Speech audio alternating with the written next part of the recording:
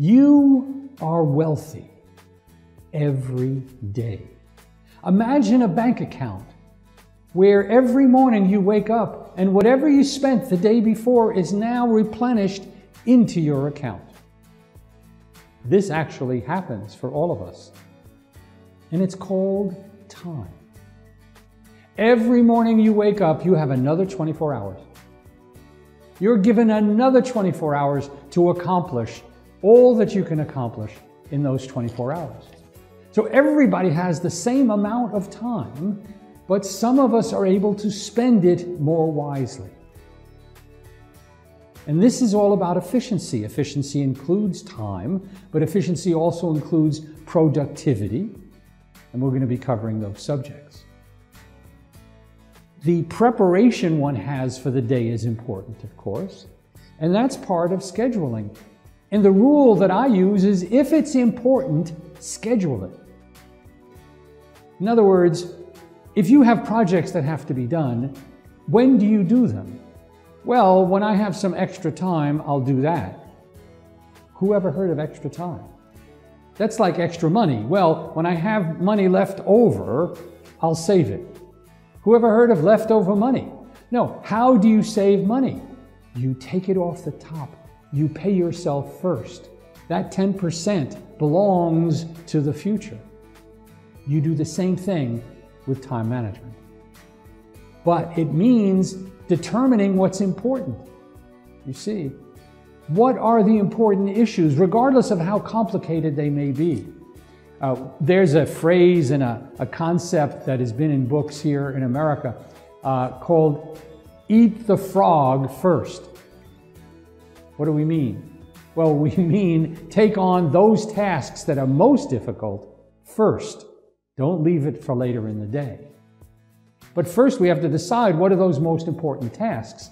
And you can do that through numbering systems. You can do that by laying it out in a list and determining what is important by how much it leads to your goals and purposes.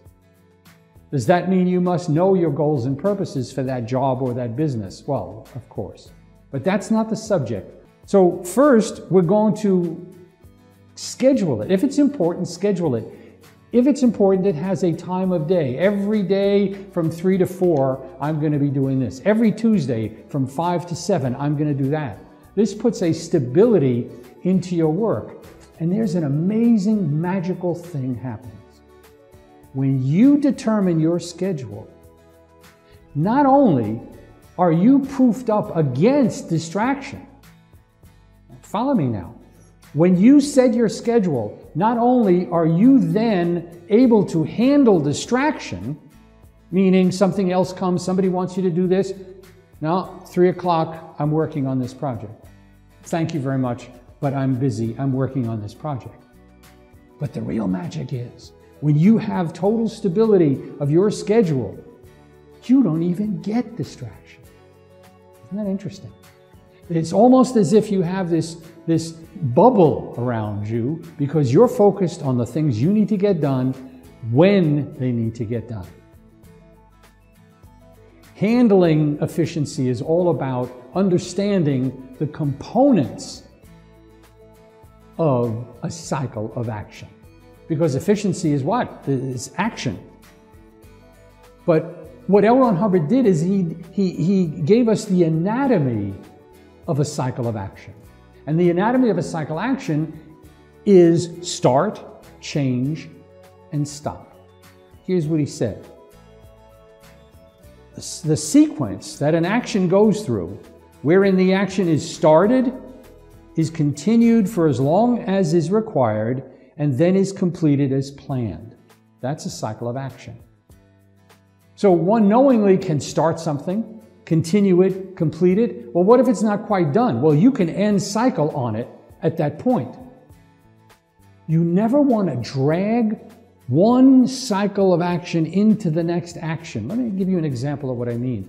This is so important in sales, where a salesman carries the no sale into the next prospect and the next, and at the end of the day wonders why he or she is so tired. Because you're not completing cycles of action. You got to know, good, that's the end of that cycle. New cycle, new start. You see, that one datum alone is enough to not only increase your sales, but to have you energetic at the end of the day, because one of the things that causes tiredness is incomplete cycles of action. You start something, you're interrupted. You start another thing, you don't finish it. Well, you know, if you leave enough of those unfinished cycles, that's going to be tiring. Complete cycles of action, whether they be short cycles or longer cycles. So there's a way to triple your efficiency. And within the Hubbard Management System, here's what is following. And here's what Mr. Hubbard says. An individual, simply by changing his mind, can treble his efficiency.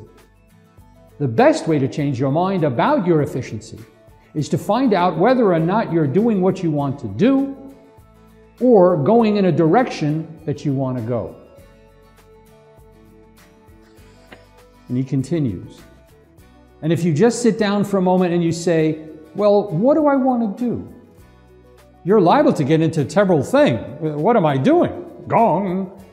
But that would be the first step in increasing anyone's efficiency,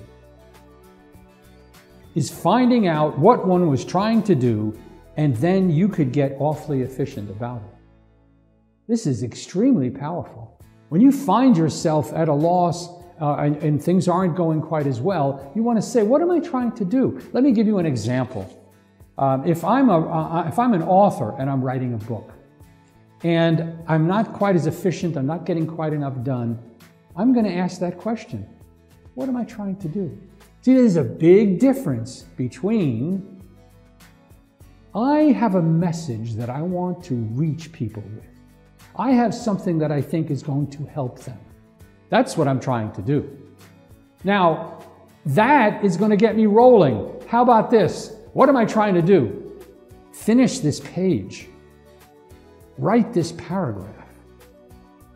That doesn't have a lot of push. Right? There's not a lot of intensity to that because it's not necessarily connected to my purpose or goal. What am I trying to do? Will increase your efficiency 3 times.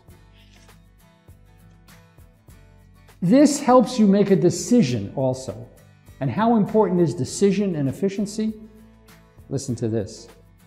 Mr. Hubbard wrote this in a lecture many years ago, and he said, decision has much to do with time. If you have decision, you have time.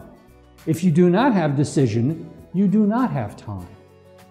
Well, yes moves, no moves, maybe goes nowhere.